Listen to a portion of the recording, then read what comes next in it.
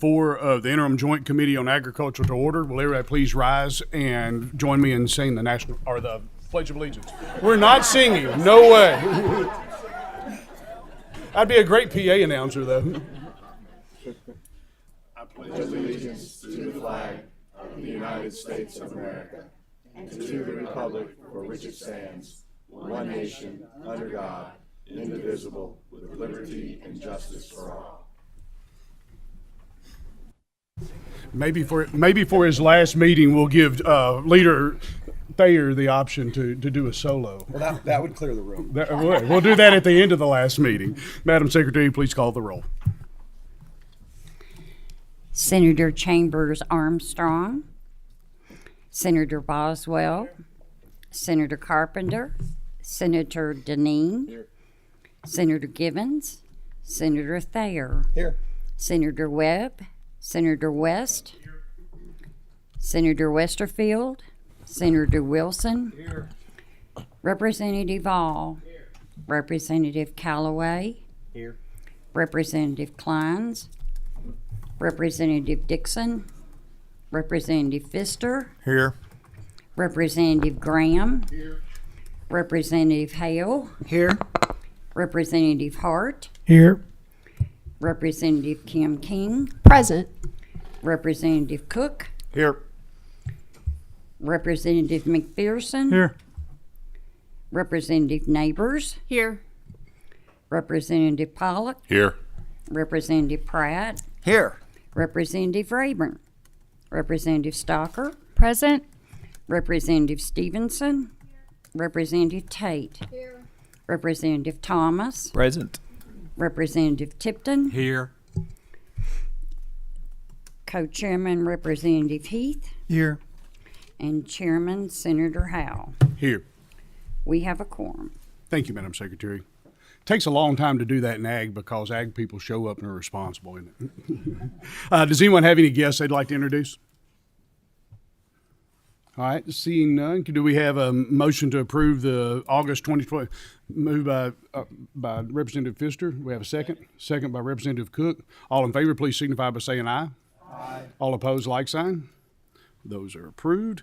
Our first presenters will be Dr. Jordan Shockley and Alex McWard. They'll be talking about carbon credits. I believe we're going to let Mr. McWard go first. It's on Zoom, so we'll queue them up and get started.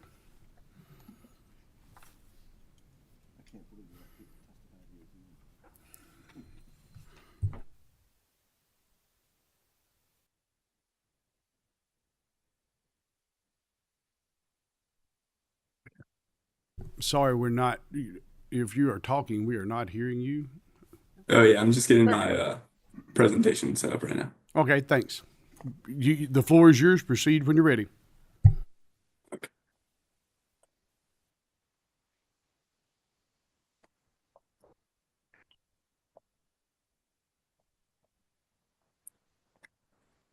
All right, can you all see that perfectly? Yes, we can. Okay. First off, Chair Howell, members of the Interim Joint Committee on Agriculture, thank you very much for giving me the opportunity to speak with you today. My name is Alex McWard, and I'm a policy specialist with the Energy Program at the National Conference of State Legislators. And today I'll be discussing some state legislation regarding carbon credits. So first of all, just kind of want to make a quick clarification about what we mean when we talk about carbon credits. So they can actually have kind of different meanings depending on the context. First of all, carbon credits can refer to carbon offsets, which carbon offsets are meant to compensate for emissions in other projects by investing in projects that reduce or prevent emissions in the atmosphere.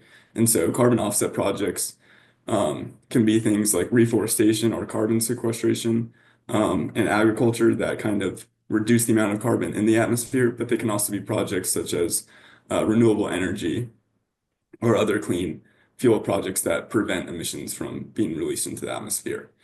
And it's important to note that offsets are purchased on a voluntary market. There's no requirement for entities or individuals to buy carbon offsets. They're often purchased for internal goals and then verified by a third party. And then the other context for carbon credits is within carbon markets, or cap and trade or cap and invest markets, as they're commonly known. So carbon markets exist in a few states and regions in the country. And in these states with carbon markets, emitting entities receive a certain number of allowances, with each allowance permitting about 1 ton of carbon emissions. And these allowances are often referred to as carbon credits. So with only a certain amount of allowances being granted or auctioned off, the overall emissions within the state or region are capped. However, these allowances can be traded between allowances can trade its allowances to a higher emitting company. And although the allowances are trading hands, the overall emissions and allowances within the market are still capped. And one characteristic that's common in a lot of these markets is that the number of allowances declines over time. And so basically this is meant to kind of reduce the overall carbon emissions within the market gradually as time goes on. And then I want to take a quick look at the states with cap and trade programs. So both California and Washington have statewide carbon markets. California's was started in 2013 and Washington's in 2023. And then meanwhile in the Northeast, you have the Regional Greenhouse Gas Initiative, or RGGI, and it is a regional cap and invest initiative among 11 states in the Northeast. This was formed in 2009, and it is the only regional cooperative carbon market in the country. So that means it has a regional allowance cap, and allowances are auctioned off regionally, and then these allowances can be traded between the states within the region. So I'll note Oregon and Pennsylvania are highlighted red here. So Pennsylvania is part of RGGI, but it is not participating currently due to litigation.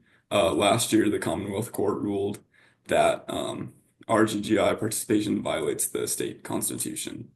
Then meanwhile, Oregon is in the rulemaking process to reestablish its carbon market. Originally, it launched its carbon market back in 2022, but in 2023, the Oregon Court of Appeals found that the rulemaking process was non-compliant with disclosure obligations under Oregon law. So they're currently working on realigning that rulemaking process. So then moving on to some examples of legislation regarding carbon markets. So this year, we saw Washington enact legislation to facilitate its linkage to the California-Quebec carbon market. So California and Quebec have had their carbon markets linked for about 10 years now, and this linkage allows entities between the state and province to trade allowances with each other. And so by Washington joining, then entities in Washington would be able to trade with both Quebec and California. Then meanwhile, this year, both Oklahoma and New Jersey introduced legislation to establish their own cap and invest programs in their states. However, neither bill was enacted. And then finally, last year, Florida introduced legislation to establish a carbon credit trading market specifically for agricultural producers. Then moving on to carbon offsets now. So as I mentioned, carbon offsets are traded on voluntary markets, but states are still considering legislation to promote or regulate carbon offsets within their states. And we've seen about 5 significant pieces of legislation enacted in the past few years regarding carbon offsets. So first of all, this year, New Hampshire enacted legislation mandating a study looking into tax revenue and how it's being impacted from tax revenue from forest lands being enrolled in carbon offset programs. So with carbon offsets offering a new source of income for forest lands, there's now kind of a concern that the number of timber harvests will be reduced as forest landowners may be more likely to preserve standing tree options as they can now receive revenue using those standing tree populations as carbon offset projects. And so then fewer timber harvests could impact tax revenue as there is a timber tax, which is collected by municipalities at 10% of the stumpage value when trees are cut. So the New Hampshire Department of Revenue will compare the timber tax revenue from lands before and after enrolling in offset programs to see if there is a significant impact in tax revenue. Then moving on to Oklahoma. So this year, Oklahoma modified statute language to focus more on terrestrial and agricultural carbon sequestration practices. And the bill also requires the Oklahoma Conservation Commission to determine the amount of carbon credits achievable by terrestrial and agricultural carbon sequestration practices. Then moving on to Alaska last year. Enacted legislation allowing state lands to be used for carbon management projects. And so the bill created two programs, the Carbon Offset Program and the Carbon Management Leasing Program. So the Carbon Offset Program allows state land to be used to generate revenue through carbon offset credits. And then meanwhile, the Carbon Management Leasing Program allows the Department of Natural Resources in Alaska to lease state land to private entities for carbon management purposes. And so carbon management purposes basically means greenhouse gas mitigation measures or non-geological carbon sequestration projects. And then California also last year enacted legislation requiring entities selling voluntary carbon offset credits to disclose specific information about the offset projects on their websites. So this information includes project protocol, location, timeline, the emissions reductions, project type, standards compliance, and the validation method. Businesses must also outline the accountability measures for projects that fail to meet project emission reductions. And so basically, this is kind of meant to make clarify information on their websites so that that information is more visible to potential buyers of carbon offsets. And then finally, a couple years ago, Hawaii established the Carbon Smart Land Management Assistance Pilot Program, which incentivizes agricultural and forest carbon sequestration by offering financial compensation to landowners and lessees to preserve their agricultural and forest lands.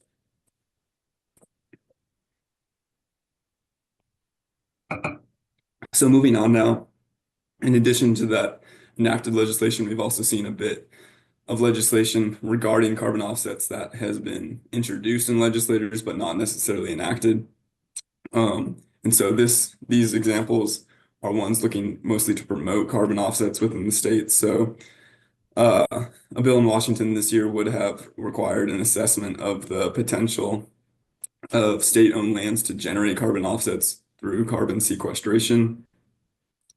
And then Hawaii last year considered a bill that would have established a process to assist air travelers to purchase carbon offsets to cover their travel emissions. And so the reasoning behind this is that, of course, tourism is a crucial part of Hawaii's economy. And for the most part, travelers can only reach Hawaii by air, which, of course, is a heavy emitting industry. And so travelers to Hawaii or potential travelers to Hawaii may be concerned about these emissions, and some may even be more hesitant to travel due to these emissions. And so by making the carbon offset purchasing process a bit clearer and providing that assistance, potential travelers may be more inclined to travel to Hawaii and be relieved of their concerns, knowing they can purchase an offset. Then moving on to Ohio. So last year they considered legislation that would have set a framework allowing competitive natural gas service suppliers to offer carbon offsets to their customers. Basically, customers could opt in to an offset program to offset the emissions from their natural gas utility service. And then by opting into this, customers' monthly natural gas service bill would show the amount of emissions that have been offset due to their enrollment in the program.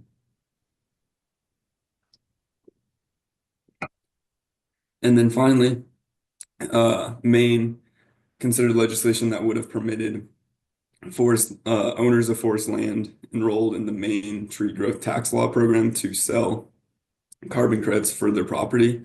And so the tree growth tax law is designed to help landowners maintain their property as productive woodlands and support Maine's wood products industry. And so land enrolled in the program is primarily managed for the production of commercial forest products. So this land is primarily meant for timber production, but this law would have allowed more of that land to be preserved for carbon offsets. And then finally, I want to take a look at a few more examples of introduced carbon offset legislation, this time looking more at the regulating carbon offsets within states. And so, uh,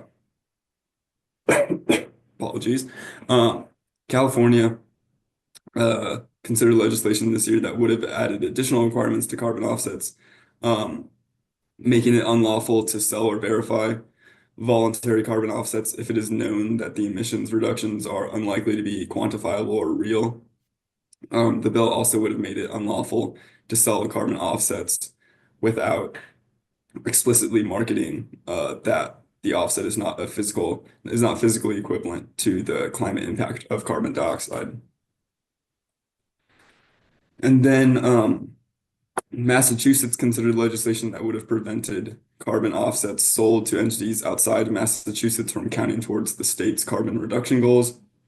Basically, this means that it's meant to ensure that the state's emissions reductions are not diluted by external offset sales. So if an offset project in Massachusetts was sold to a buyer not in the state, it would technically be making up for the emissions in that state, not Massachusetts. And so this bill would have kind of worked to make sure that those offsets are not being double counted.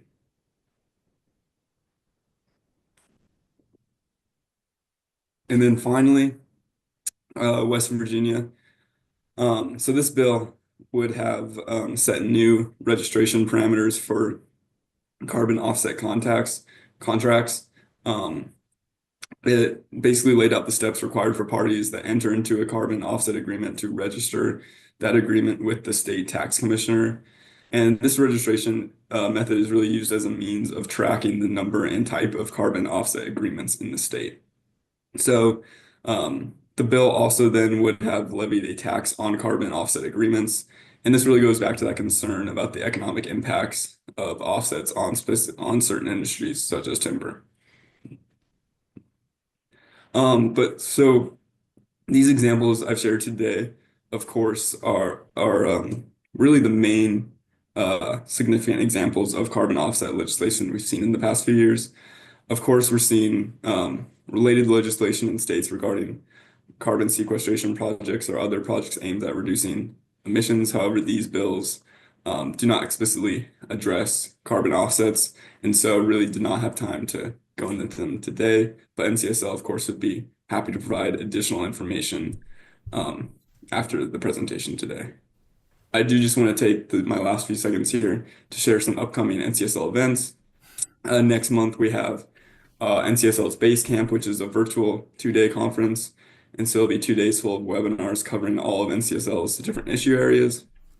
And then finally, I know this is a long way out, and we just had our summit here in Kentucky last month. But next year's legislative summit will be in Boston. It is NCSL's 50th anniversary, so of course that'll be a very big event. But that is all for me.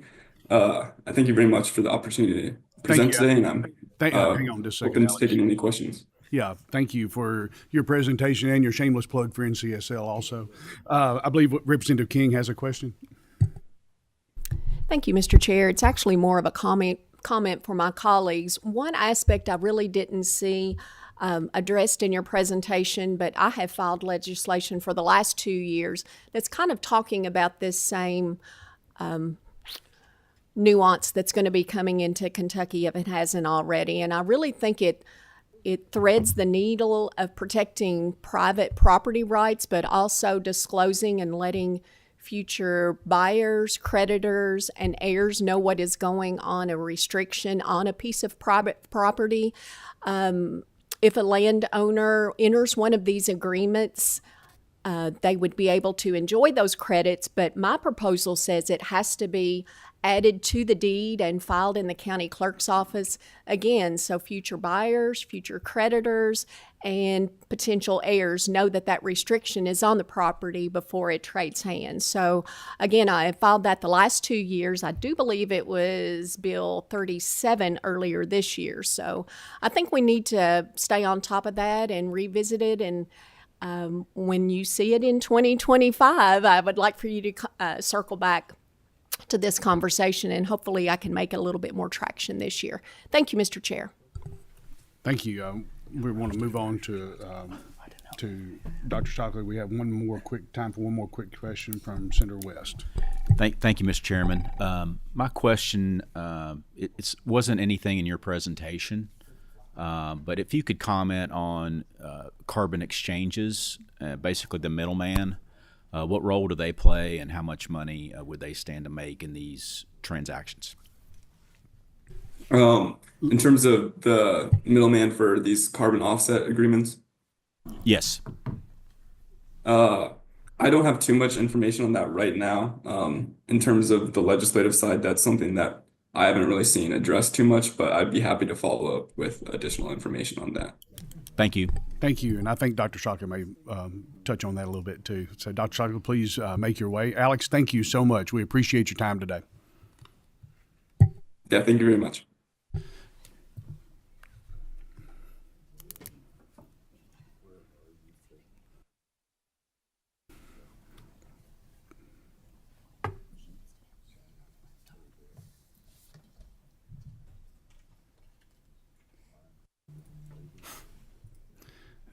Don't worry about that too much. We all have the handouts. If you can't get it to pull up, that'll be fine. Here we go. There we go. All right. Fire up your green button, introduce yourself for the record, and you may begin. Chairman Howell and committee members, thank you so much for the opportunity to come speak with you this morning on carbon markets. My name is Dr. Jordan Shockley. I'm an agricultural economist at the University of Kentucky, and I will kind of start off with just setting the stage, kind of give you a high overview of where we're at with carbon markets in agriculture, okay? As you can see here, agriculture represents about 10% of the greenhouse gas emissions in the United States, okay? Every company, almost every company, in each one of these sectors is trying to reduce their greenhouse gas footprint, okay? Many of you all have seen one of these claims from various companies, okay? And my question is, how will companies meet these greenhouse gas goals, okay, and reduce their emissions, especially those in agriculture and the food supply chain, okay? More importantly, who is going to pay these initiatives to reduce greenhouse gas emissions are going to cost money. Carbon credits are not free.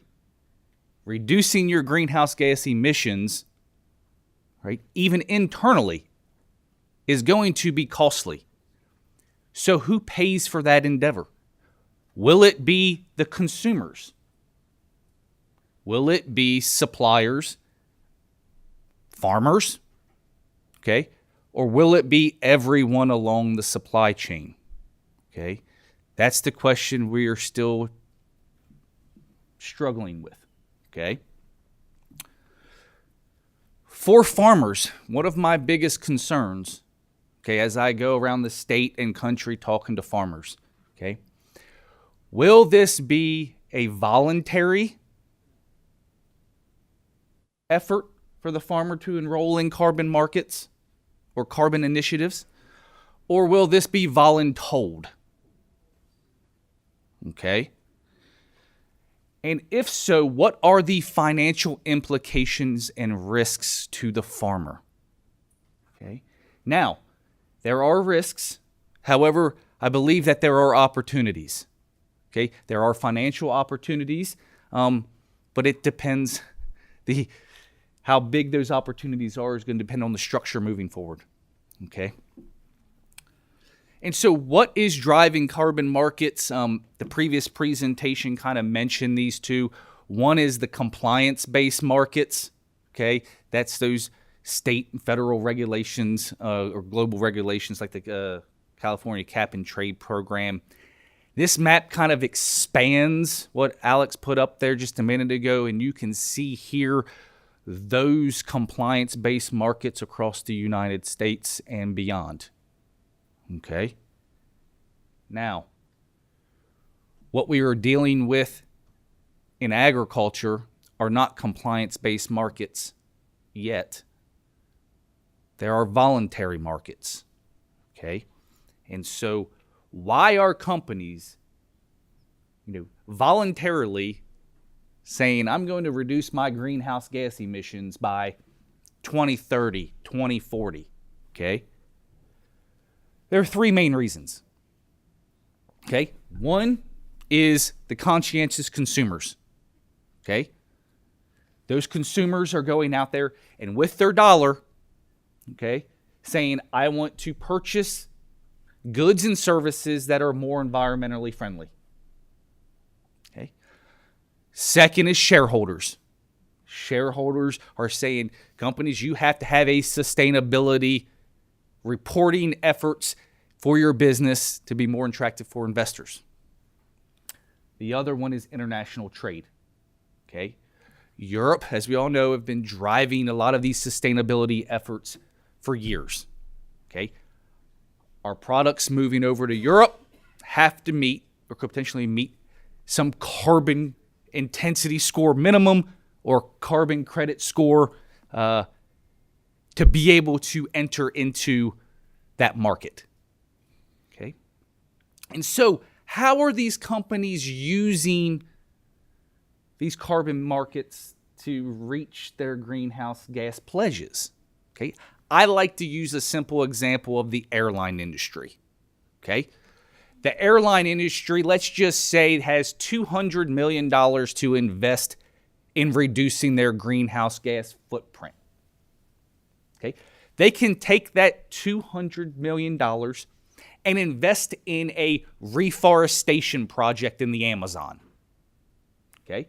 They can take those carbon credits that are generated and use those to offset their emissions. Okay? That investment is outside of the direct supply chain of the airline industry. Okay? That's one way. The shift we've seen in the past year, year and a half, are companies moving towards what are called carbon insets. Okay?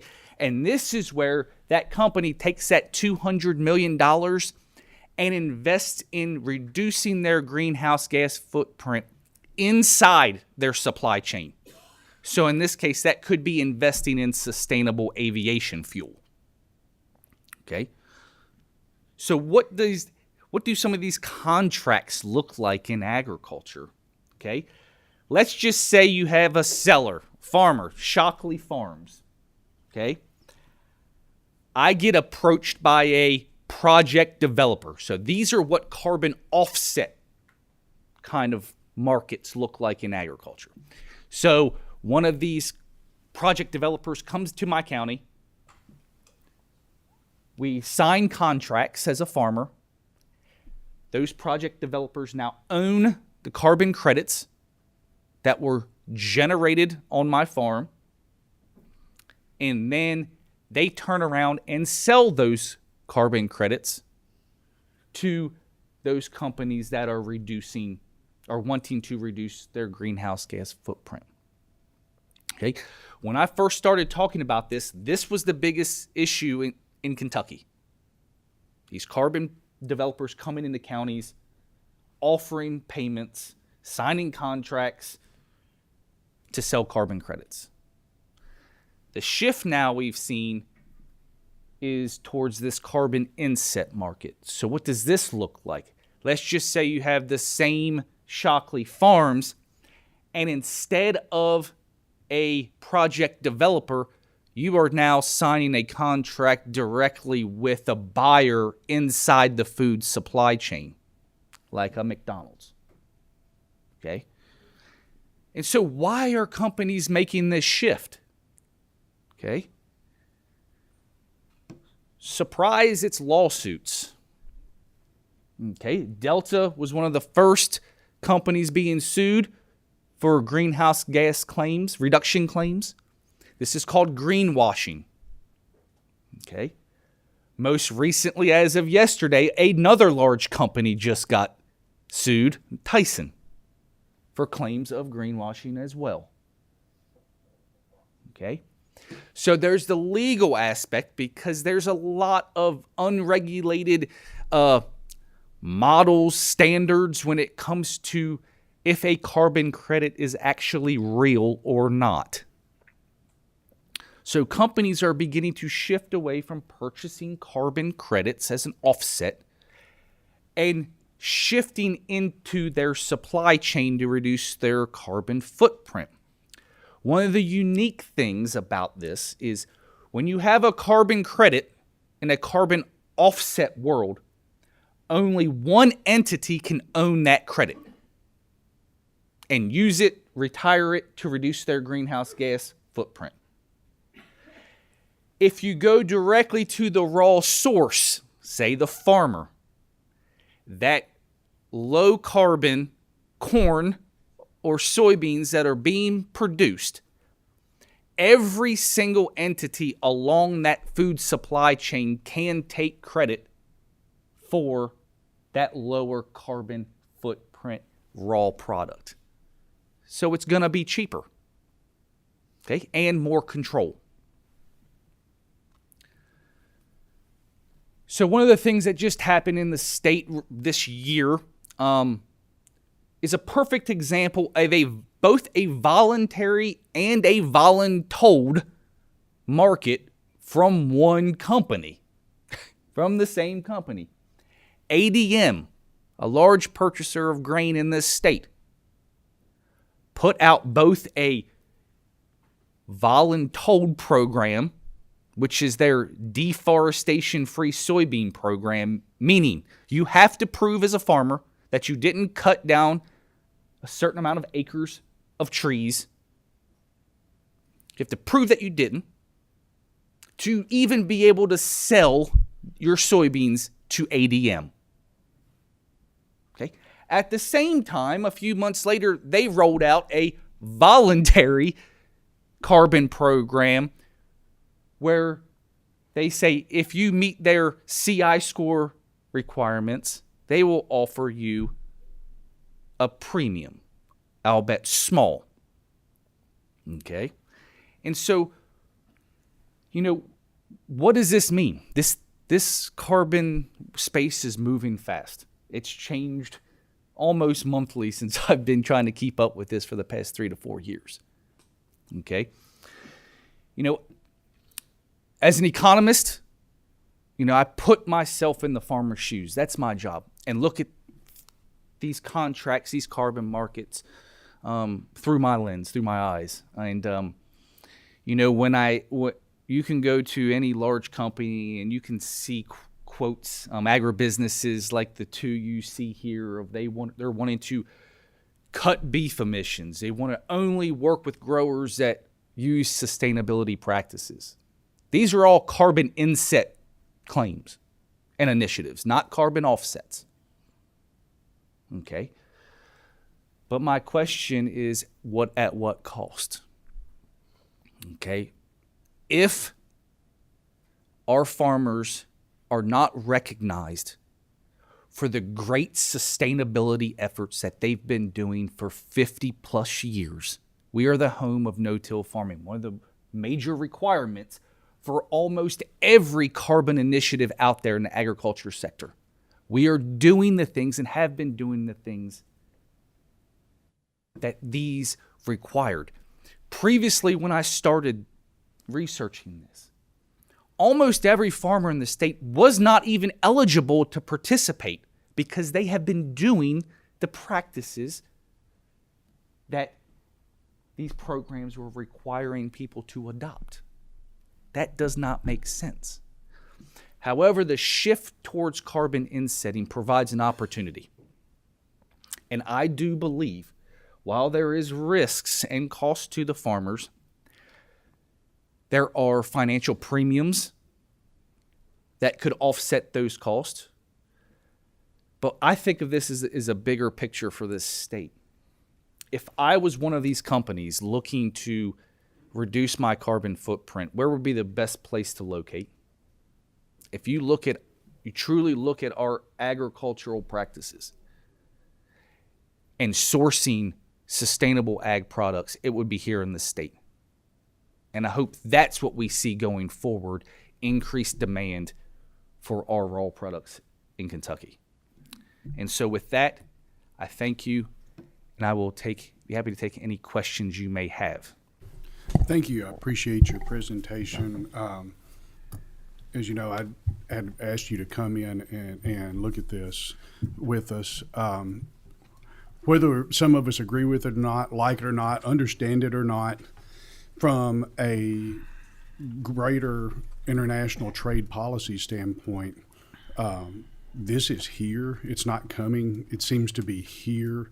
And the timing of your presentation, I think, is really interesting with the Tyson lawsuit being filed yesterday, because it's a difference in Delta. Delta operates in Kentucky. They take off and land here, but it's not based here.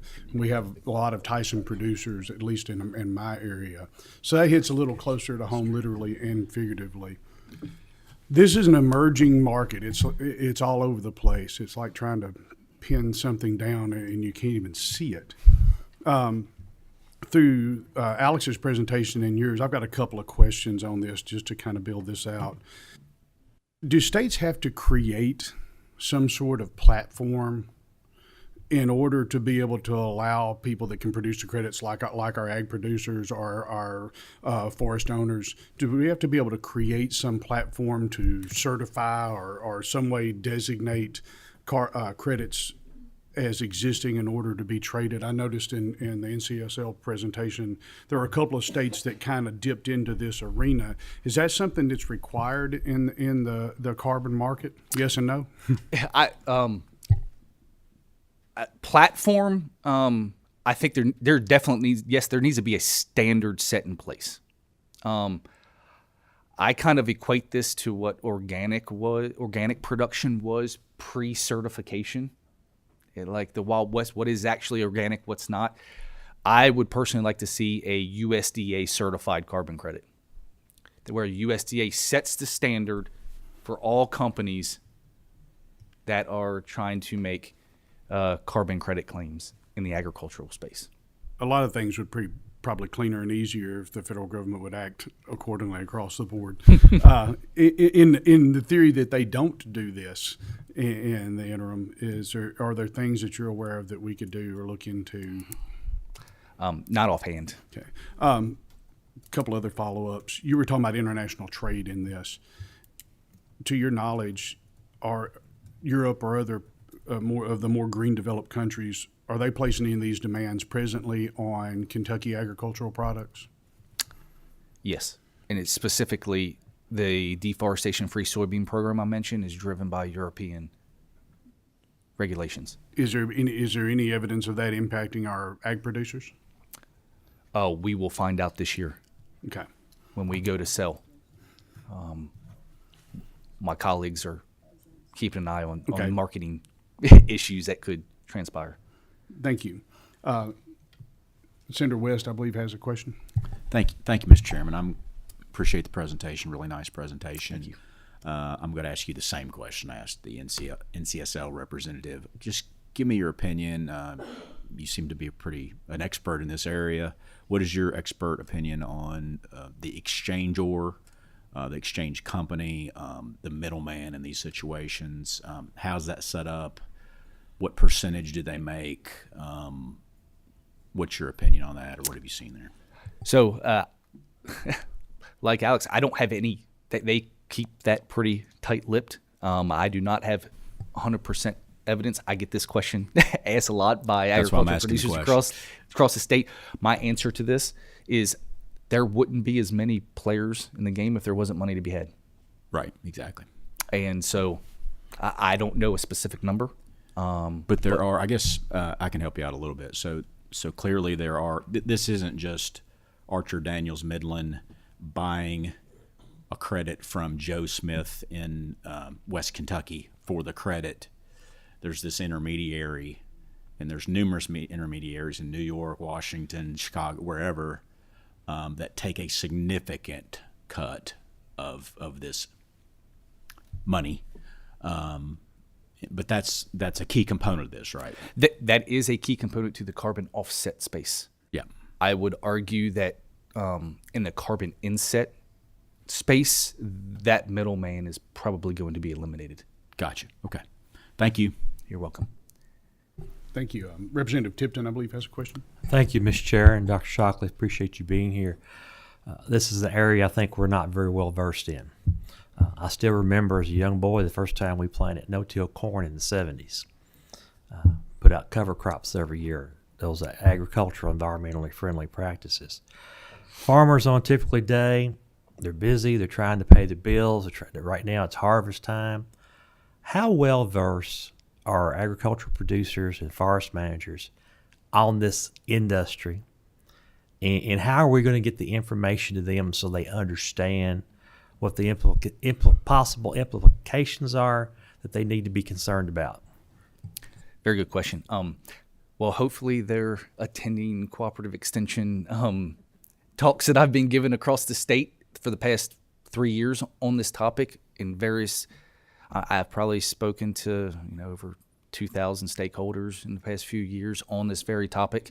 So by coming to extension events, we are in the process of putting out some extension publications on this very topic for producers to access at their convenience, as well as setting up 2 webinars for producers across the Southeast on the risks involved in enrolling in these carbon contracts, carbon offset companies, as well as the risk implications of these carbon insets voluntold scenarios. So we are doing our best through cooperative extension to reach our stakeholders on this very issue. Thank you. Representative All, I believe, has a question. I've got a comment and a larger question. So I think that we don't know what we don't know in this space, and there's a lot of educational opportunities that for all parties on this issue. And so we tend to, when we don't know a lot about a topic, we tend to focus on the negative. But in your presentation, you alluded a couple of times there are some opportunities in this space for our farm communities, and one of your examples was about airlines going to offset and insert, the inset of that. I would think that would be an opportunity for some biomass, like ethanol, to be part of that inset to actually benefit some of our agricultural communities. As one example, are there other? I think it would be helpful, instead of coming at this from fear, if we come at it from an educational opportunity to educate our farm families around the opportunities and how they could benefit. What are some opportunities for our agriculture community in this space? So the opportunities on the ag space is one, obviously, payments, right? For generating either carbon credits in the offset space or providing sustainable raw ingredients on the carbon insetting space. There's opportunities there if the premiums are high enough to offset any additional cost. Now, the good thing in this space, the positive, is since we've been doing these sustainable practices for a while, there's really no additional cost if it qualifies. So that would be an additional benefit. There are a lot of great agribusinesses already in this state. If we could attract more, okay, like I said, we are the central hub of the United States. We've been doing these practices. If we can recruit additional companies to come here to source our sustainable, climate smart agricultural practices that we've been doing and we were experts at, that's where the true opportunity lies. One quick follow-up, if I may, Chairman. Sure. When you teach these classes through Cooperative Extension and your farmers attend, do you have like a handout or a PDF that you give to them about some various opportunities for them to consider? No, I do not. Okay. Anyone else have any questions? Just one little follow-up, and this is, I don't want to get too granular on this, but we've talked about offsets and people that need them. In Kentucky, can you give us some examples of businesses or entities that need these carbon credits to be able to operate effectively? Does this get into coal-fired power plants and this sort of arena with our corresponding utilities? Does it go down into that level, or do you know? I do not know as far as required to operate. I didn't want to put you on the spot there. You're fine. But we talk about these things in esoteric terms and in big picture terms. And one of the reasons I wanted us to start this discussion today is this already affects industry and some of our business in Kentucky and in ag and otherwise. And it seems like the trend has developed enough critical mass to where it's going to continue down that direction. So I just wanted to kind of explore that part of it. I sure appreciate your time. I know you had other things to do. I hate those students that may have had a class canceled this morning. I'm sure they do. I'm sure they do too. Mine at UK would if she had a class canceled. Yes. Appreciate your time coming in. All right. Thank you very much. Next up, we have Garen Angel and Julie. If y'all will come up, slide your prop over if you need to. Julie, you well know the drill on pushing green buttons in beginning.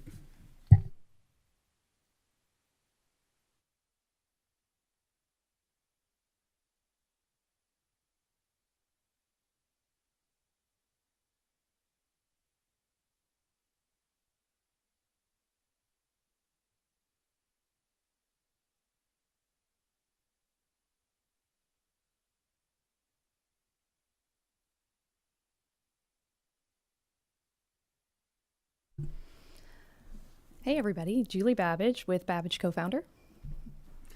Garen Angel, CEO of FarmEd. Ann Mickus, Chief Education Officer.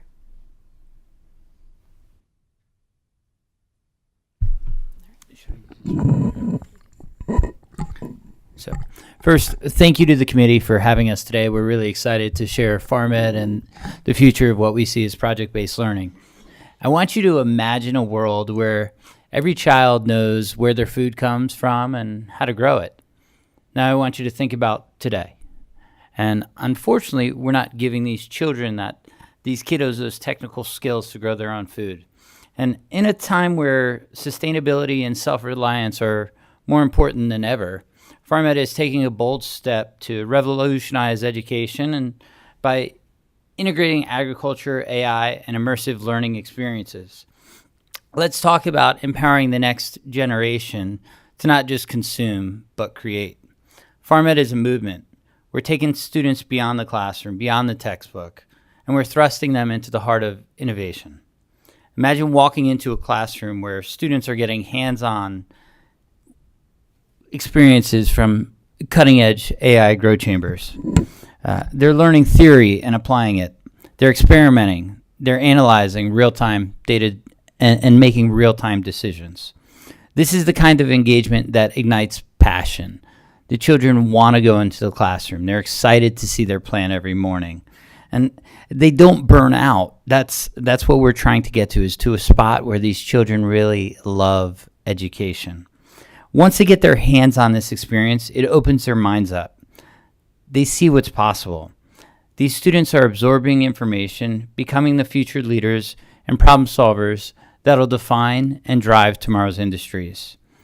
Let's talk about what makes the FarmEd Grow Chamber special. This is a full ecosystem for plants with precision, maniacal precision. 1% on temperature, 5% on humidity. It's got lab grade sensors for pH and ppm. The future is about really getting these plants to grow to their full genetic potential and getting farms closer to people. with AI and robotics and the cost of compute and power dropping, these boxes and technologies that bring farms close to people are where we're headed, and we're really aiming to get these children geared up for tomorrow. And you're up.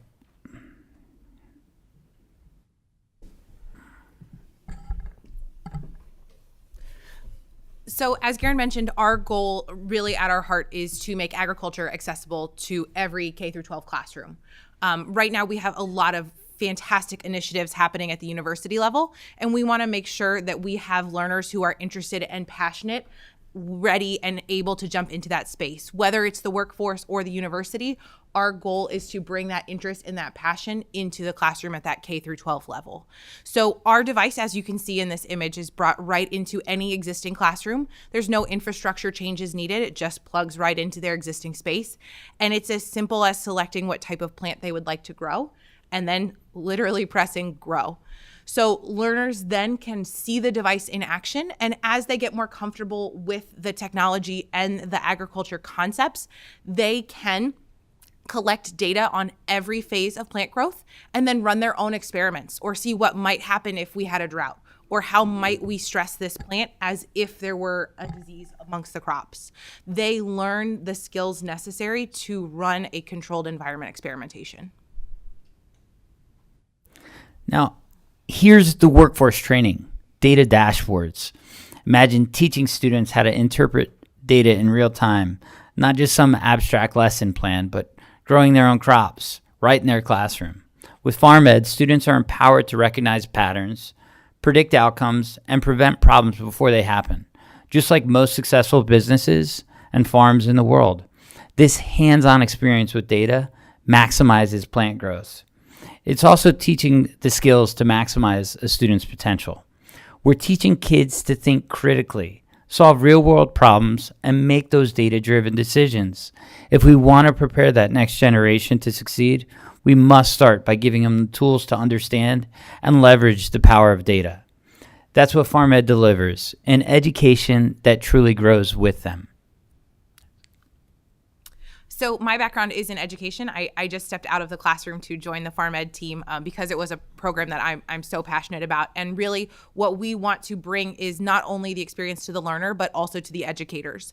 And so we understand very deeply and very passionately that our educators need every extra inch of help that we can give them. And they're wonderful human beings who care about those kiddos just like we do. So what the FarmEd program does for the learners of Kentucky is that it would bring in a whole bundle, everything that those teachers and those learners need to succeed, from the device itself to a weekly curriculum so that the teacher doesn't have to become the expert right away. They can be utilizing our resources and fitting them into their own curriculum and course standards. We also have the data dashboard, as Garen showed you on the previous slide, so that they can run their own experiments that fit their own course and their own connections, as well as professional development run by our team without the learners present. So the teachers can get their hands dirty, they can experience the device themselves, and they have access to our panel of experts at all times so that they're confident before they go into the classroom. Kentucky, it's time to invest and create real lasting opportunities for our communities. Thanks to the support of Senator Manchin, an appropriation has been put in place to bring FarmEd to every school in West Virginia. Now we're working with the Department of Education to bring that same opportunity to Kentucky, to serve every high school. FarmEd is bringing cutting-edge technology and sustainable education to Kentucky. We're opening a lab in Louisville, partnering with state universities to develop groundbreaking curriculum, and hiring local talent, plant biologists, engineers, and innovators from Kentucky's own colleges. This initiative is more than education. We create jobs, build careers, and invest in the future of communities. Together, we will solidify Kentucky's leadership in the future of sustainable agriculture and technology. Thank you. Appreciate your presentation. I'm sure there's a gentleman sitting behind you that's coming up next that'd love to have you place a couple of those in some of his classrooms at K-State as well. I believe Senator Thayer has a question. Thank you, Mr. Chairman. How much money are you going to ask for in the budget in 2 years? Yeah, that's an excellent question. Thank you. We can serve every high school in Kentucky for around $4 million. That would give access to every student in this state to understand data dashboards. And as a lifelong entrepreneur, I can't state enough how important it is for a learner to know data dashboards, understand cause and effect, and be able to work in that model. So the payback to Kentucky, it's, cost is relative. I think this is free. You guys will wind up with much more in return than the small amount of investment. Okay, I have to follow up to that, Mr. Chairman. You can't come before this committee and ask for $4 million and then say it's free. Well, I'm just, you can try that next year after I'm gone, but I'm not going to let that go. What's the return on investment for the taxpayers of Kentucky who you're asking for money from in the next budget? Sure. The return on investment is professional development of those students. The return on investment is the way we measure it. Those children want to go in those classrooms. In Florida, we have something called AEST. It's a continuing education for children, professional development. And we can monitor and track how, when we put our program into the classroom versus not having our program in the classroom, there's tangible measurement. But the most tangible measurement is the fact that just go look at the classrooms that have this and see what the children do. The very first thing when they get in that class, they look at that plant. They can't wait to get in there. They see growth. When you can teach a child to grow, you can. It's not free. You're correct, and I don't want to mislead. But in my mind, when you can give a child the chance to learn how to grow, it pays for itself. So the return on investment is pretty evident in the child's growth. Thank you. I just want to kind of a follow-up, probably is it Ann or Anna? Ann, either way. Ann. I'll respond, whatever you want, sir. You've been called worse, haven't you? I have, yes, sir. Along that line, just hearing you talk through some of this stuff, it seems like there's an interdisciplinary approach potential here from all the way from biology to statistical analysis. Are any of your schools applying it across curriculum or? Absolutely. So the largest percentage of our classrooms are actually using the career and technical education, the CTE course loads. So most of our students in Florida are actually exiting with a CTE credit in the state of Florida, which is essentially a workplace credential. So in Florida, for example, our students who complete our program are earning the agricultural biotechnology specialist certificate. And so they can take that certificate directly to employers and earn a higher wage directly out of high school, or our local state college system will also accept that certificate for course credit. So they can either advance themselves in terms of moving further in their career path or advance themselves further in their degree path. Now, in the classroom itself, at the high school level in particular, we're working really closely to bring agriculture topics into science classrooms, into math classrooms. I started as a math educator, and my first year of teaching, the first thing I did was open up the textbook just like we all did. And on day 1, you did chapter 1, section 1. And on day 2, you were doing chapter 1, section 2. And on day 3, you were doing chapter 1, section 3. And then you had a quiz. And what we're really excited to do, and what my personal background is project-based learning, where the kids not have to say, hey, pH is important in chemistry because Mrs. So-and-so told me to memorize that pH is important and this is what it does and here's a scale and one side is blue and one side is red and that's about what I remember from high school chemistry. So now with our device, what the kids are able to do is they're able to say, okay, let's turn up the pH. I don't know what that number is, but let's see what happens if I put it at 8. Okay, let's see what happens if I put it at 4. And they can start to build their own hypotheses and learn some of that questioning and analysis across disciplines. Now they can do the calculations, they can see the math and the data coming forward in an actual thing that they care about. Thank you. Chair Heath, I believe. Yes, a comment and then a question. So our youngest granddaughter is in the 3rd grade. Congratulations. And science is her favorite class. And she comes home talking about the science teacher, they grow plants and beans. And our granddaughter doesn't come from a farm background. And then the other thing that she's really excited about is they hatch chickens. And to watch, they would come in and watch the eggs when they were in incubation and watch the chickens being hatched. And then they had to write a paper, I guess, stating why they should qualify to take 2 of the chickens home and how they would take care of them. and our the granddaughter's parents said you don't need 2 chickens, but anyway, the challenge is just from that little experience, and that's what she comes home talking about, is growing the plants and hatching the chickens. So a couple of questions: the cost per unit, and then what grade are you targeting in schools? Yeah, so the units are $10,000 per year per classroom. Breaks down to be about $5 per student per month. And we serve K through 12, where we feel that the biggest reward is for the learner is in high school. That's where their disciplines of the education are sticky, and it transfers across multiple modalities for them. Thank you. Thank you. Senator Webb, where are you? There you are. Thank you, Mr. Chairman. My questions regarding cost and industry certification that's on your website have been answered, and it's refreshing to hear you when you're talking about cost, that it could be spread out with your community college or technical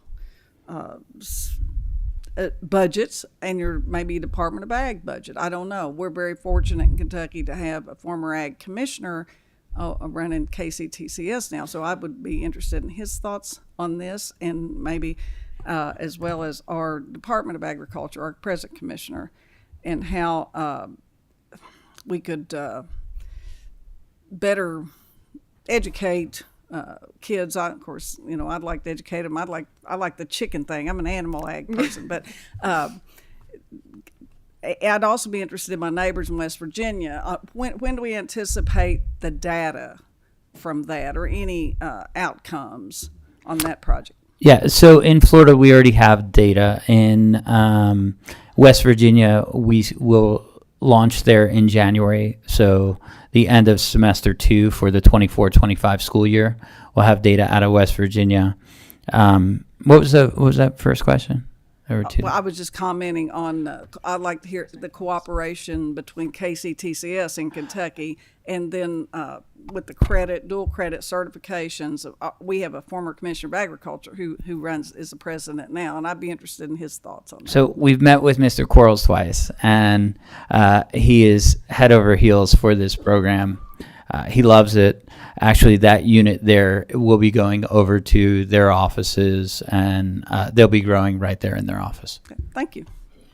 If I could also speak to that, and it's just, part of this, Leader Thayer's exactly right. President Quarles, Dr. Quarles, and others, I think when you ask, it's an extremely important question. What is the ROI? And some of the things we've heard in these conversations initially is, and regardless of your experience farming in this room, and I'm sure it's very varied, but we understand and we recognize the richness of the tradition here, what it means to families, what it means to our state, and that it continue. And the challenge of getting folks into that industry, and what it's looked like lately, it's a lot of work. It's early mornings. It's, all of those inputs that Garen is talking about, machines processing, our farmers are processing. And so when a child looks and to see the future and to see what's available, a lot of this technology is coming to farming or is in farming. And it's important that children understand it, that our future workforce understand it.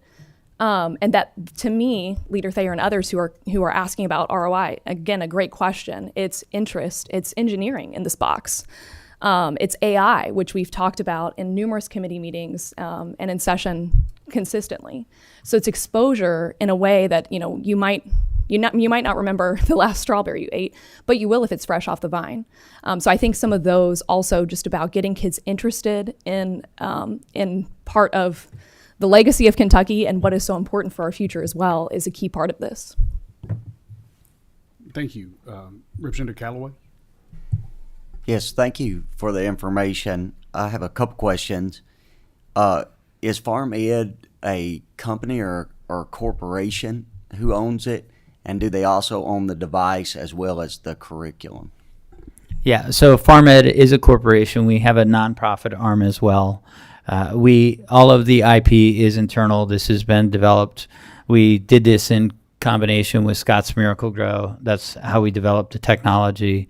We bought them out of the tech, and the IP is all solely owned by us. This is not a Me Too product. There's nothing else like it in the world. the competition is over $100,000 for anything near the capabilities of this device. Thank you. Representative All. Yeah, I think it's kind of scary for me, but Senator Thayer and I are on the same wavelength here when it talks about return on investment. I believe the full moon was yesterday. Yeah, right. Harvest moon. We got a harvest moon going on. I think when we're talking, we get a lot of great things, and this is another great thing. You know, I'm an ag kid, FFA'er. This is awesome. I'd love to have this in every classroom in the state of Kentucky, without a doubt. But it comes to, we get this thing we want to do, and this thing we want to do, and this thing we want to do, and this is another great thing I think we would all love to do. But specifically, when we talk about the ROI, it's like how many dollars we input and how many does it come back. We get a lot of presentations where it's a 4-to-1, a 7-to-1, a 12-to-1 return on investment. So I think if you have some of that data coming out of Florida and you're getting ready to have hopefully some of that data coming out of West Virginia, what is the actual dollar return on investment for input versus output? I think if you could come up with that, I think that would be very, very helpful for all of your presentations in this committee and the consideration in the next budget cycle. Number two, you talked about Senator Manchin getting it in, I guess, the federal budget to, he worked his magic in Washington to take care of his home state. Is there any grants that we're aware of at the federal level for other states to apply for to offset some of this cost, or any kind of other grants in general? That's a great question, and yes, there are tremendous grant opportunities. We'll pursue them. We have a meeting later this afternoon with University of Kentucky. We've got Kentucky State here, which we'd love to do a quick intro with as well. But we work with universities all over. We work with Ohio State, West Virginia University, West Virginia State University, University of South Florida, and we pursue grants with them. Sometimes we have them as the co-grantor. Sometimes they're the grant writer. Sometimes they're just an affiliate on it, but we identify the grants, we write the grants for the institutions, and we co-apply. Thank you. Representative Tate. Thank you, Mr. Chair. So these devices have certainly changed a lot since my first and second grade, whenever I used my ice cream cup, right, to grow the tomato plants. But what I'd like to know is, what is the life expectancy of this type of device, and what type of maintenance or preventative maintenance that has to go into it to maintain that life expectancy? Great questions. We service the box completely, because what we don't want to do is burden the teacher with anything additional. So we do all the water changes, nutrients, we bring the genetics, we monitor the plant remotely every morning and send alerts and call the teacher if they need to add water or prune the plant. But the only thing that the teacher does in the classroom is adds water to the device when it needs it and prunes the plant. We teach we teach them how to prune a plant. The device life expectancy is around 5 years. We replace them every 3 years in the classroom because we upgrade the device every 3 years, the technology. But the device has over a 5-year life expectancy. Thank you. May I ask a follow-up then, please? Sure. Yeah. So if that's the case, then what you're saying is then approximately every 5 years we would have another $4 million investment. In addition to, what is the cost of the service agreement in order for the upgrades that you're talking about and the day-to-day maintenance and monitoring? Yeah, that all comes with it. It's more a software as a service than it is, the investment in just the technology. We bring the curriculum, the nutrients, the genetics, all the different university partners. So it's an all-in-one solution for the state. Yeah. So with that every 4 years, we're going to have another every 5 years, a $4 million investment. Yeah. Okay. Okay, great. Thank you very much. Thank Absolutely. you, Mr. Chair. Thank you. Thank you. Representative Tipton. Thank you, Mr. Chair. I'm very interested in this. I'm going to give a little disclosure statement here. Besides being in agriculture, I'm also chair of House Education Committee, and I used to serve on Appropriations and Revenue. So all these questions are very pertinent. Just so we understand clearly, it sounds to me like this is a lease and service agreement versus a purchase agreement. Is that more accurate? You said $10,000 per year? Yes, sir. Now, is that now? I want to clarify. Are we talking about $4 million per year or $4 million per the contract when you replace the device? So that $4 million number is really that's a fungible number. It's how many schools are we in, right? So Sure. I don't want to put that there's a $4 million number out, right? But if we were to service every school, every high school, I believe there's around 400 high schools in the state of Pretty Kentucky. close, yes. So that's where that number is based off of. Mr. Chair, if I may follow up. Sure. We've put a lot of money in career and technical education. 2 years, 2022 budget, put a lot of money in. Is there anything now preventing a high school from going ahead and entering this agreement with you on their own? No. With their own resources? No. So really, we've got a situation here where you've got an opportunity here. You've got an educational tool that we as the General Assembly could make a decision to put specific line item funding to, or our schools on their own could do this. And to my question, how much communication have you had for Kentucky Department of Education, their career or technical education people, and actually our school districts, our superintendents associations, different ones, their teachers? How much education, information, communication have you had with them to this point?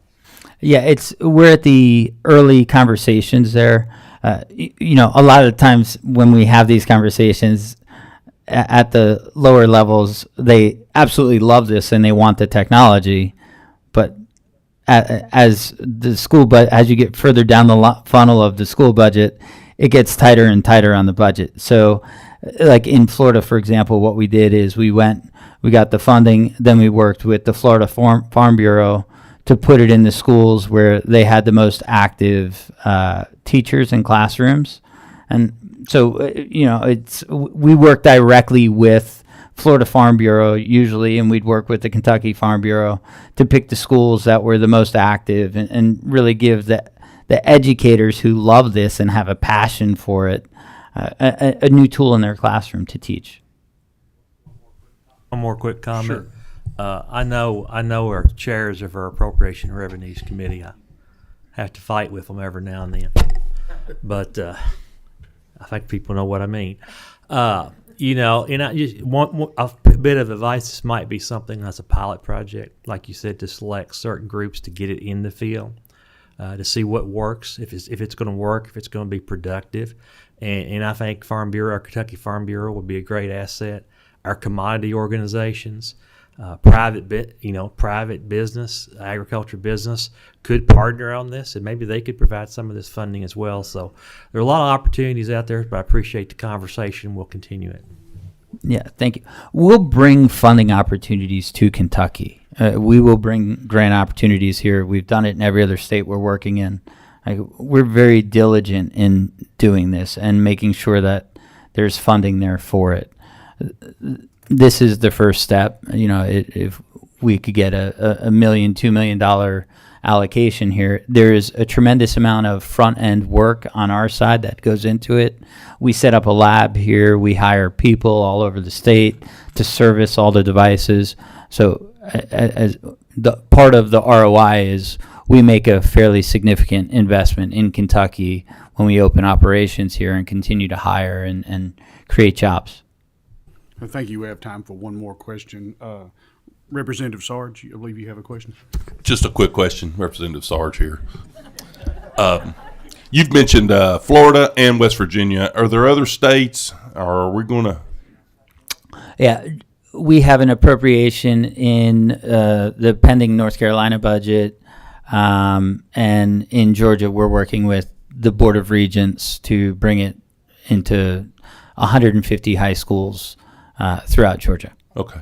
Well, and Ohio. We're working with Ohio State University to bring it to schools throughout Ohio as well. Just curious to hear some success stories out of those particular states that you're involved in right now. It would be kind of helpful, obviously. So, and then reaching out, like Senator Webb was saying, to Dr. Quarles and Commissioner Shell and those type of agencies there, and see what that looks like.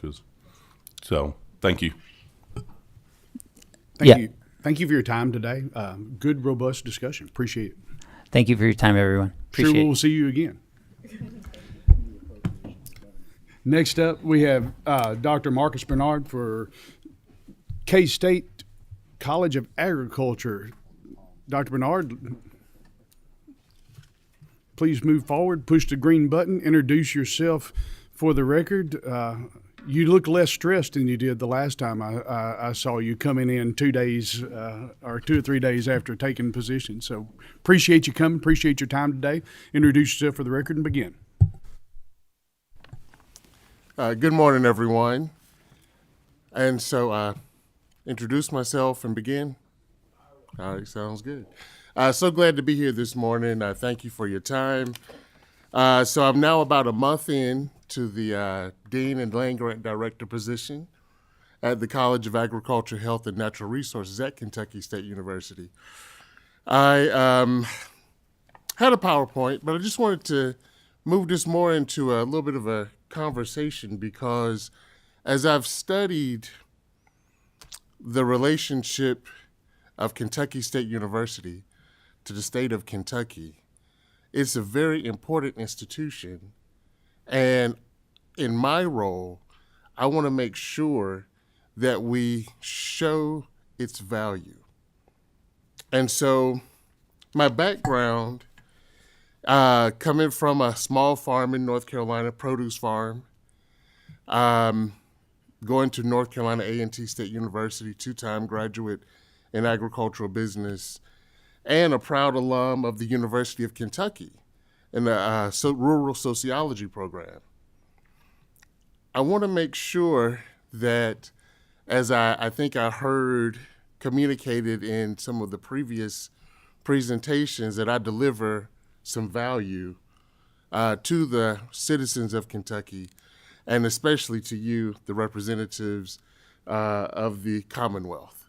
And so I just have 3 things that I want to go in depth on or talk a little bit about, and that's my vision for my tenure as Dean and Land Grant Director at Kentucky State University. I thought I could go into some of the current numbers and statistics, but I would imagine you already know most of those numbers. And so I can't change those. All I can do is deliver on going forward. And so the first thing, academics. We want to increase, of course, enrollment at the university. Our president has set a goal of 3,000 students. Coming in, we were just under 2,000 students at the university. And we, in this fall 2024, have passed 2,000 students. In the College of Agriculture, we have 3 schools and 2 departments. We have our School of Aquaculture, School of Nursing, and of course, School of Agriculture. We have our Department of Health Sciences and our Department of Biological and Physical Sciences. And so all total, we're approximately 850 students in the college.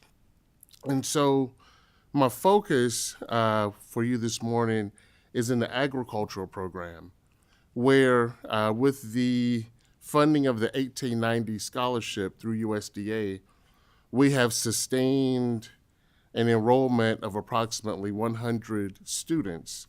But I want to grow that number aggressively. And so one of the key things to grow that number is to align our programs with the student and industry demands. According to the U.S. Census Bureau's American Community Survey, about 88% of students major in about 4 majors when it comes to agriculture. They are animal science, agribusiness, plant and soil science, and food science. And so we're going through some curriculum adjustments to make sure that our program lines up so that students of Kentucky see the value, see the alignment, and the industry partners or potential partners also will see Kentucky State University as a destination program. Very important for us to grow. The next thing, our cooperative extension program. Our numbers are a little down right now. Kentucky Extension Reporting System will show that. And so we're going to overhaul our extension program. We're currently in about 17 of the 120 counties. And that's based on the funding and staffing. We want to aggressively grow. We are, or we have historically focused on serving minority populations, small farm populations, but the tax dollars of this state say that we should serve all populations across the state, all farmers, all communities, rural and urban. And so I want to make sure that our extension program is set up and focused in that way. Very intentional. Last, I'll say, we are considered an R2 research university, but we need more research. I was overwhelmed by the response of the state when we received our $7 million grant from NSF to really explore soilless agriculture, given the impact of climate change, changing weather patterns, and of course, the challenges of food insecurity around the Commonwealth and the globe. And so we want to double down in that research, health and nutrition, food and nutrition, and how we can serve the state of Kentucky. And last, from the state fair, where I had a chance to meet many of you, I saw the impact of Kentucky Farm Bureau in the state of Kentucky and how it touches so many parts of the state, every county. And so we just established our Collegiate Farm Bureau chapter, our inaugural chapter at Kentucky State University, and we're excited and proud to be a part of the organization to see how we can contribute to the work of Kentucky Farm Bureau, of the Kentucky Farm Bureau and agriculture in the state of Kentucky. So just short introduction, couple of things that I want to focus on. And I have one question that I'm going to ask very cautiously. And that is, as the funding body for the 1890 land grant, Kentucky State University, can you share some of your expectations coming forward or coming out of Kentucky State's agricultural program? We're currently at a 1-to-1 match, federal to state dollars. And I just want to say thank you, because I talked to some of my other 1890 institutions who get no match from their state. And so I'm thankful that we're in a very, very good position with the state of Kentucky. But I want to make sure that we position our program so that we can show the value and increase that match to 1+. So I would love to hear from you, and I would say, whatever the hill I need to climb, I'm ready. So with that, thank you. Thank you. Does anyone have any questions or comment? Representative Tipton? Thank you, Mr. Chair. I appreciate you being here today, and if nobody's had a chance to visit the agriculture program at KSU, you need to go see that fish tank over there. Yes, sir. It is plumb full. And Yes, sir. most people probably don't realize you have a farm out off 127. Could you expand a little bit about what goes on at your farm out there off 127?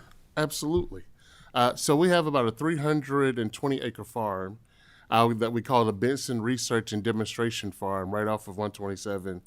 You see the signs. At that farm, we have demonstration plots that go across organic agriculture, warm and cold season grasses, as well as sheep and goat research. But I think one of the most significant things we have going on out there, two of the most significant things are the pawpaw research that we have going on. And I hope that all of you have had the chance to try the pawpaw flavored ice cream. It's absolutely delicious. But the second thing is this soybean research that we have taking place. We know the impact of soybeans in the agricultural economy, and we know the problem and challenge of the decreasing protein content in the soybean. And one of the primary research projects we have funded through USDA is on how to increase that protein content in the soybean. So we have some really interesting projects, and hope that you all get a chance to visit the Benson Research Farm. Thank you, Representative Graham. Thank you, Representative Bernard. I had the opportunity to introduce you to the committee at the State Fair. And Kentucky State has a great history in terms of what it has done, not only for this community, but for the Commonwealth as well as outside of the Commonwealth. And what a lot of people don't know is the aquaculture program is probably one of the world's best aquaculture programs. And I remember one of the gentlemen who is still working for the aqua program. He was offered a job to come to Ireland to set up their aquaculture program. And because, and I know this because I taught his kids in high school, that he stayed here for two reasons. He felt like he still had a job that he needed to continue with, but more importantly, his kids did not want to move away from Frankfurt. And I say to my colleagues, I'm leaving in December, but I've been here for 22 years. And on several occasions, the university, other parts of the university, we have not followed through with helping that area of our institution. But the aquaculture program has really made a tremendous amount of really doing an excellent job. And I'll say this, when I first got here in Western Kentucky, many of those farmers down there were providing. We worked with them to provide the food that was also used to feed those the catfish and at the institution, the aqua program, and it helped them because it was a transition from tobacco to having another product that they could help. Not only help the university, but also help themselves. So the university has a history of which sometimes we forget here as to how important it is to this, not only this community, but to this Commonwealth. And I wish you that you have a great experience here at the university, and that we talked about the prior to you coming before us, we were talking about how the agriculture programs that they talked about in Florida and in West Virginia, how those students were learning and really getting involved in science and wanting to know more about science, particularly those who are in the farming community. But what I see is kids who have never been around a farm getting engaged in those programs like they talked about, so that they could also possibly, they may not want to be a farmer, but they may be wanting to do research as doctors, as nurses, or all of those areas that science, it's part of science, and it's part of kids wanting to be interested in science. And I was not a kid that could get into science. I like the history and the political aspects of it, and that's what I majored in. But those are that particular subject in terms of health, in terms of math and science, those are the things that's going to make this Commonwealth even stronger and this country even stronger, because those are three important things that kids can really excel and be successful, but also help this country in terms of developments and to keep up in terms of all the things that are changing, because we're seeing change taking place every 1 or 2 or 3 years. And it's important that we keep up with that and to be the country that is leading the way for all, particularly like we have been, for the world. And so the university is important.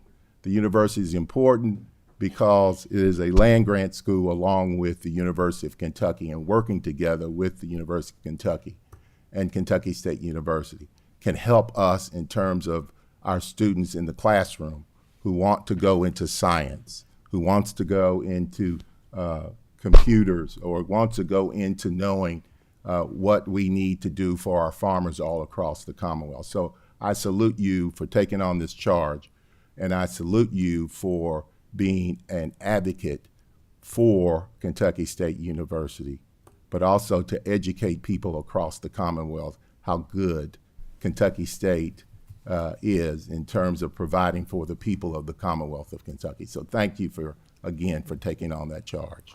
Yes, sir. Representative Graham, I'd just like to say that, well, first, thank you very much, and I accept the charge, and I have accepted that charge, and I'm ready to run.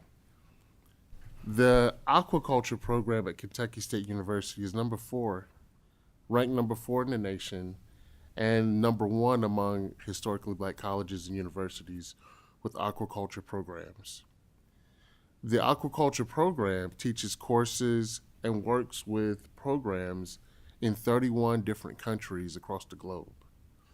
The tentacles reach very far for that program, and we hope to grow the degree areas as well as the reach of that program. And I hope to see many of you, all of you, at the annual legislative fish fry that takes place in the spring semester of the academic year. Thank you. I think we have time for one more question. Okay. Representative Pfister.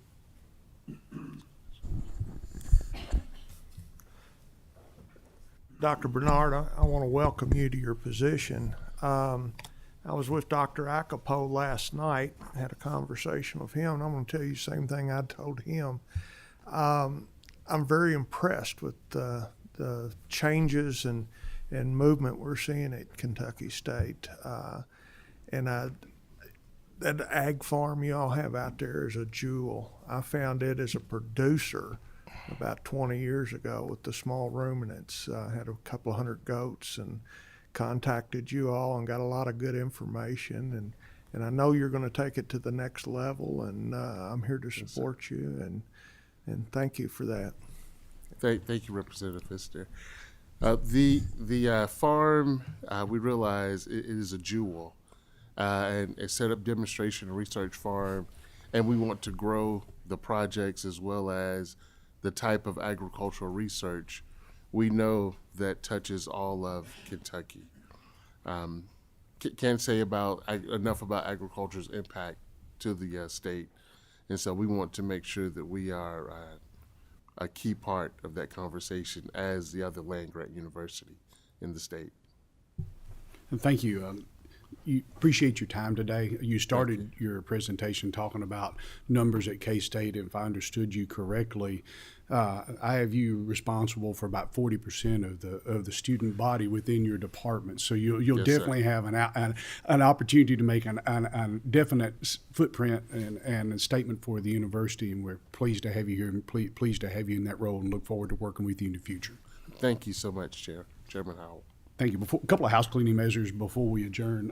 Leader Thayer, I think you had something to say. Thank you, Mr. Chairman. I just want to say that I really appreciate Representative All agreeing with me today. It was kind of like that one time when Representative Graham agreed with something I said once in 22 years. I feel smitten, Representative All. Also, Mr. Chairman, this is very important. I have discovered that today is Senator Matt Dineen's birthday. And since all the cool kids are born in September, I think we should wish him a happy birthday, Mr. Chairman. Roll call.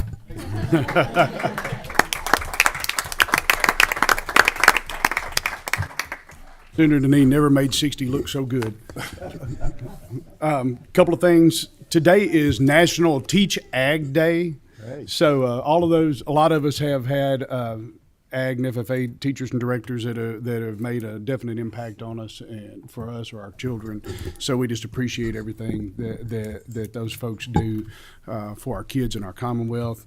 Our next meeting will be Thursday, October 17th at 9 o'clock. If there's no further business, we